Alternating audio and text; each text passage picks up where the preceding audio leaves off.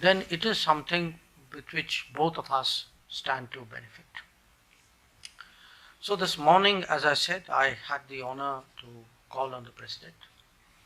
I just heard our two colleagues who spoke referring to a trade turnover of $7.2 billion.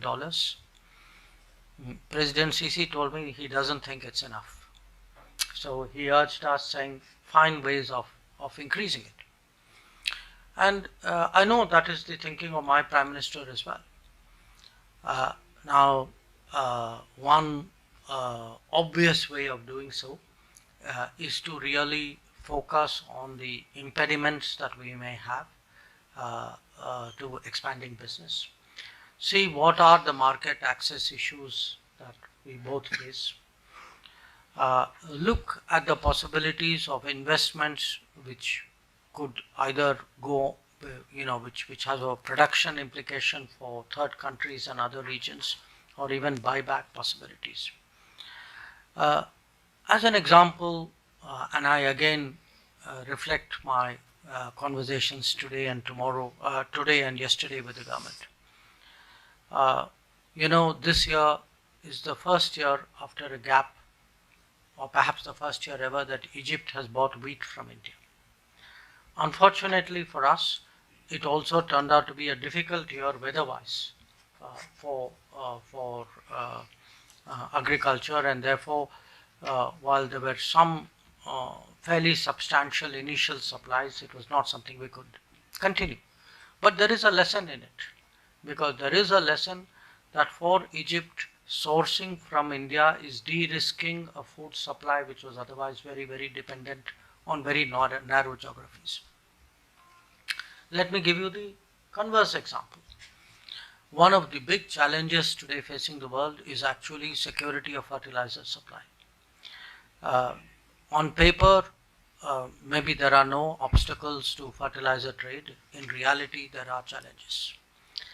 And to the extent there are reliable supplies which can be accessed on a predictable basis, that is something which directly contributes to food security for a country like India. So I'm giving you these two examples as two areas which can be unlocked really and can really be promoted for mutual benefit. But let me shift to something else. We have all gone through the COVID experience. There's not a single country in the world which has not been profoundly affected. But what it has done everywhere in the world is it has heightened health awareness and health expectations. That after COVID, our people are not prepared in any country to accept that governments are unable to respond to their health challenges, which means today the investment which every government in the world has to make in health has increased. That means today that if you are looking at efficiency of vaccine production, at the affordability of pharmaceutical production, at the distribution of medical devices production, these are really, I think, demands out there in the market which may not have existed this strongly 2 or 3 years ago. Or I will pick up on an example which was referred to right now, green hydrogen. Now, I spoke about climate change as a seriously disruptive factor. If you look today at the kind of summer that Europe has gone through, at the kind of, we in India, and not just in India, in our whole region, in the Indian subcontinent, we are seeing floods on a scale, heat waves on a scale, we saw wind, cold on a scale which we have not experienced before. And which means that, the idea that climate events pose a danger is not good advice that we give to our grandchildren anymore. It is something which is happening. In fact, it has happened. And the urgency, and I say this particularly because Egypt has the responsibility of the COP27. I would say I I was there at COP26. I was there at COP21 in Paris. I would say the urgency with which climate emergencies and events will be looked at is growing with each COP. And if you have to find sustainable solutions, the sustainable solutions are not going to come only out of conferences. Policies will come out of conferences. Ultimately, policies will have to be translated into business if they are to be sustainable. And the fact that well-reputed Indian companies are coming out to a destination like Egypt, assessing the possibilities here favorably. I think this says a lot. It says a lot about our companies. It says a lot about your credibility as a investment destination. So I really see today a world of possibilities out here. And it's a world of possibilities not just because of the anxieties and the de-risking strategies in the world. It is also a world of possibilities because we are economies with greater capabilities with each passing year. Today, Indian companies are executing projects across the world. They would not have done those kinds of projects in that kind of scale 10 years ago. I would say, I go not just in our immediate region. Last month I was in Latin America, and I could see in Latin America, whether it was mining, whether it was power transmission, whether it was infrastructure building, whether it was actually oil prospecting.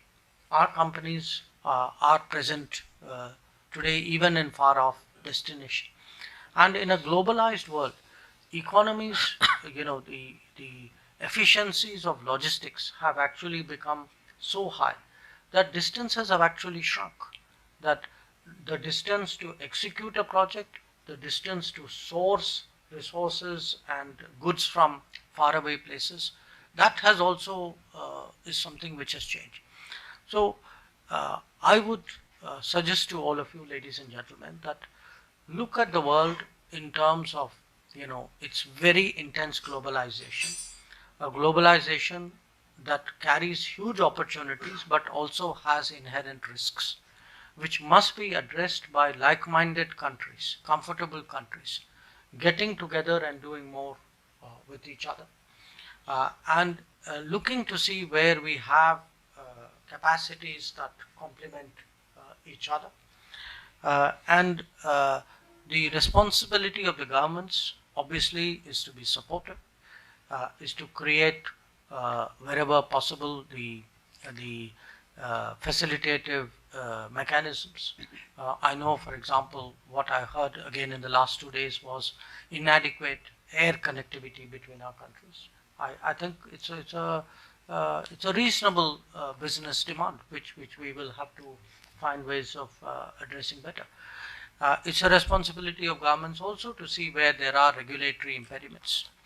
If there are, let us say in the pharmaceutical sector, registration procedures which are unnecessarily cumbersome, or in the energy field, again specifications which are in some way not sufficiently friendly to industry. I think it is important for us to address that. And my last point, I do feel that in a world which is moving towards a more knowledge-driven economy, the importance of human talent and skill, the weightage of that in the overall calculation will grow. And we are already seeing a mismatch between where there is demand for talent and where there is availability of talent. We are also seeing a gap between the existence of talent and its coming up to its deployable level. So here we see international education and the preparation of a global workforce as something which offers a meeting point between India and Egypt. I was very pleased to learn that we already have at least one university from India which has agreed to set up a collaborative venture here. I'm very hopeful that we will get a few more, including some of our more prestigious technology institutions. So my message to you today is not just that India is open to business, but that India is specifically focused on working with Egypt to find uh, uh, uh, to see what difference we can make to our mutual benefit in the region at a global level. And I look forward to hearing your thoughts on that subject. We are at the moment, I can only share with you that because this is not a universal situation. After the COVID, not everybody has recovered to the same degree. Some countries, some economies, some people are perhaps a little more optimistic, some perhaps a little more cautious. We are at the more optimistic end of the spectrum. So there is a great appetite for doing business, not just at home but going abroad. So that is the message that I bring to you. I am once again very grateful for the opportunity to hear all of you, and I thank you for being here today.